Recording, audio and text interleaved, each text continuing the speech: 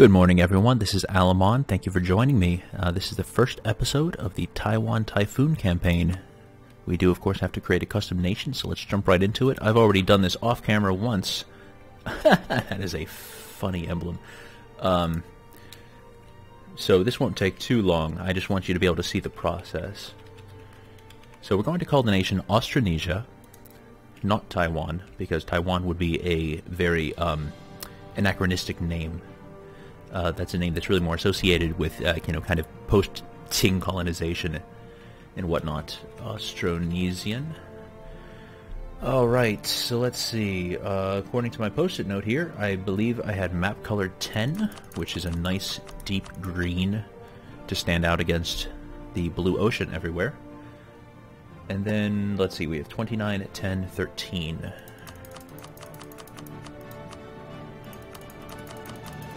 Actually, I should be clicking the other way, huh? Ah, much better. Shift clicking. Oh,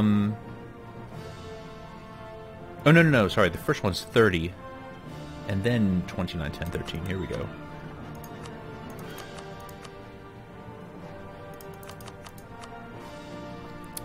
So here, yeah, we have nice, ocean on the outside, green inner part representing islands, and then a nice, well, kind of tropical-looking flower. I know that it's not supposed to be, but I think it fits pretty well.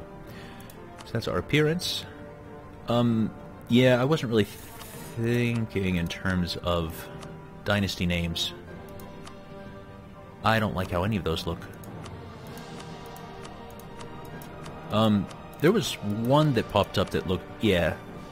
So I don't know where this is supposed to come from, this Panlo, but we'll go with that.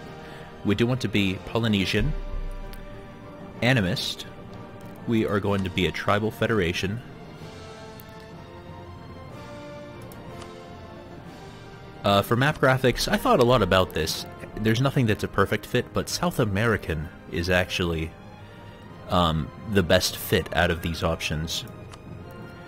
And the technology group, I don't know why it's defaulting to Muslim, because obviously this is not even Muslim territory. But we're going to go with Chinese. And also a couple administrative points in our monarch.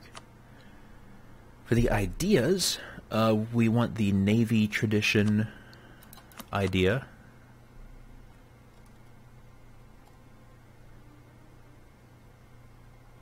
Where is it? Yearly Navy tradition at the lowest level. We want attrition for enemy lowest level. First idea is a colonist.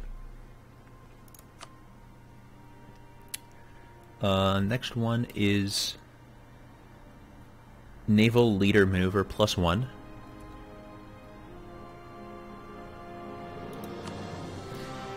Because otherwise we're going to be taking lots of attrition, and any ideas that are related to boats are very defensible, I think, for the Austronesians. For this next one, this is a big one, we want infantry combat ability +20%. And this is because one of the restrictions I'm going to follow in this campaign is, at least for the beginning to mid-game, we are not going to allow ourselves to have any cavalry whatsoever. Pure infantry. Alright, next is idea cost -15%. And I'm justifying this as saying that, we're going to be covering all of this territory all over the place. Yeah,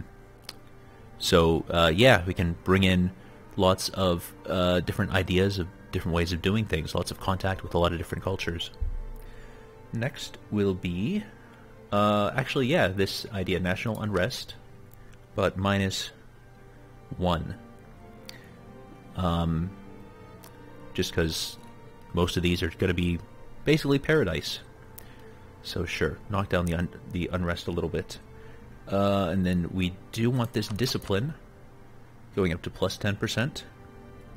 Trade efficiency... oh wow, actually a lot of these are exactly what I want. Trade efficiency +10%. And our ambition is global trade power +20%. So that brings us to exactly 200 out of 200 points Alright, so let's say done on that. Take a peek at the options. I don't like playing with lucky nations. I know that it makes the game more challenging for the player, and so, you know, that's a nice thing. But it also just feels really cheap to me. I like everyone to be on a more level playing field. So no lucky nations, normal difficulty, because hard just makes the AI want to gang up on you more. It doesn't actually make it smarter. No bonuses. Yeah, that's the stuff that really matters, I guess. I think we're ready. Starting date is 1444.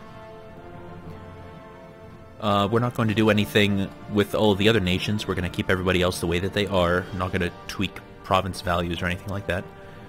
So let's jump in. Now, I will say that unfortunately there's very little for us to do for the first roughly 10 or 15 years until we are able to start colonizing. So first of all, no cavalry, as I said. Let's also put our army maintenance all the way down. We will want these guys eventually, but not yet, so let's mothball those. We're going to start construction of... well, I guess just 2 barks is all that we can afford right now. Alright, and right now we have a positive balance of almost a full ducat per month. Now at this point, I think I am just going to kind of go quiet because there's not going to be much to talk about. I might jump cut a lot of this if there's really nothing happening. But we'll see. Oh yes, one thing I did forget.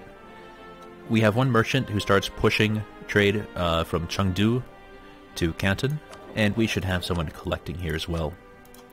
And, yeah, let's see, the rest of the opening is improve relations with the Ming, and I'm going to say Korea as well. I guess, you know, I could also do some of these other folks when the time comes. But, yeah, we would love to conquer Ryukyu, but we don't have a casus belli, and until we get a higher force limit, it's almost impossible to successfully invade them. So that'll be saved for another day. Alright, so here we go. Warp Factor 5.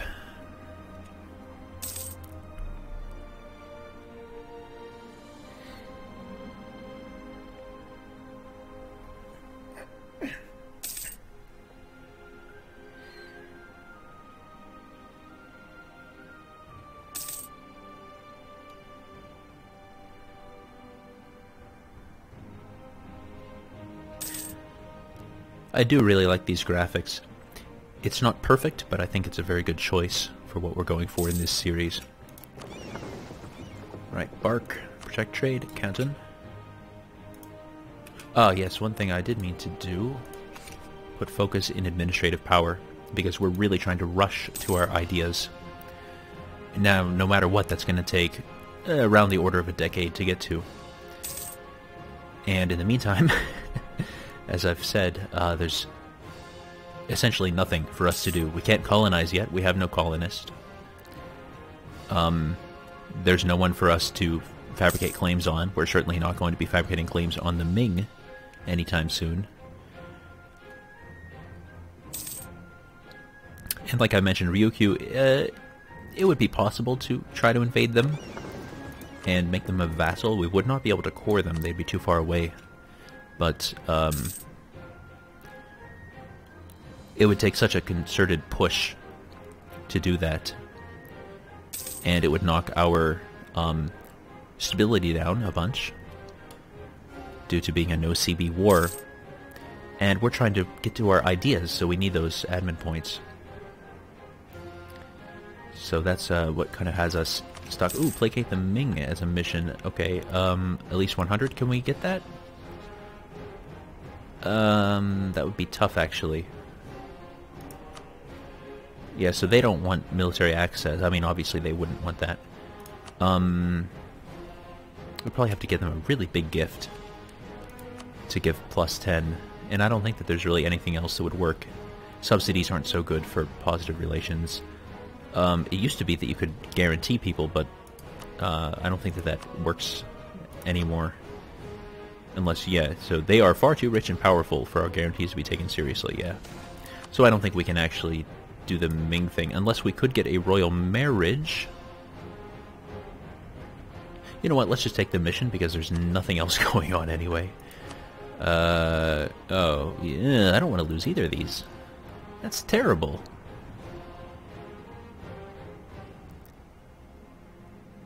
Oh, I'm really upset by this. Well, we need more admin points early game, but we also really need Diplo points. I guess I'm gonna have to say lose the Diplo power.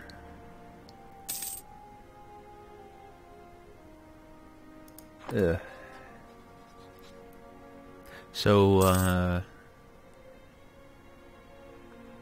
we're getting fairly close to being able to have a royal marriage with the Ming. I'd be totally happy to have that.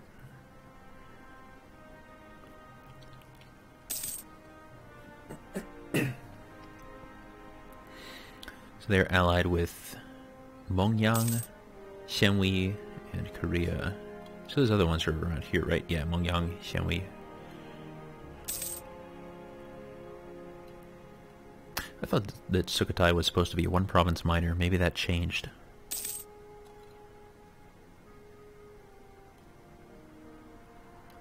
Still very weird for me not seeing a monolithic Shan up here early game. In the Lanshan, their starting shape has changed a lot. They used to look a lot like a four-leaf clover, which was quite cute.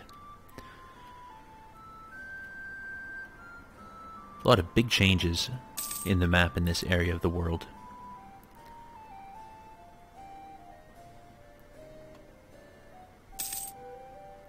So one thing that I could do, I could disband these troops, and it becomes kind of a cost-benefit analysis. Is the money that you save in army maintenance going to make it worth it in the end? What would that have to be? What, 50 months to cover the cost of one regiment? I'll bet that that actually would probably be the case. It probably would be better. But on the other hand, oh, they would actually accept a royal marriage now. That's good. I was going to say, on the other hand, though, we don't necessarily want to make ourselves look like sitting ducks. There is always a virtue in having a standing army. There we go. We've placated the Ming. Got back half of the Diplo power that we lost in that awful event. Eventually we will create an army for our nation. I guess, I don't know that we're going to get any other missions in the meantime, so let's just choose that. And now we have 2 free diplomats. I guess we improve relations with the Dai Viet and the Champa. I'm not sure who's going to be looking to take this land. Because honestly, whenever I play in East Asia, I'm always the person to get Taiwan, so I'm not sure. Well, of course, that's because it has to be colonized, but in this game, we have that one province. So it just changes the whole dynamic. Oh, I see that this does not start with a level 2 fort. That's good to know. Let's take a look at our projected date for 1452, okay.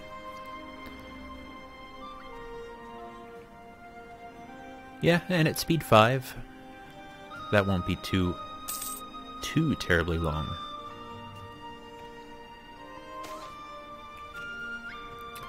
Yes, we absolutely want the mercantilism, even if we lose some Diplo power in the meantime. Alright, you know what? I think we're going to call this an episode, because really these were just the opening moves here.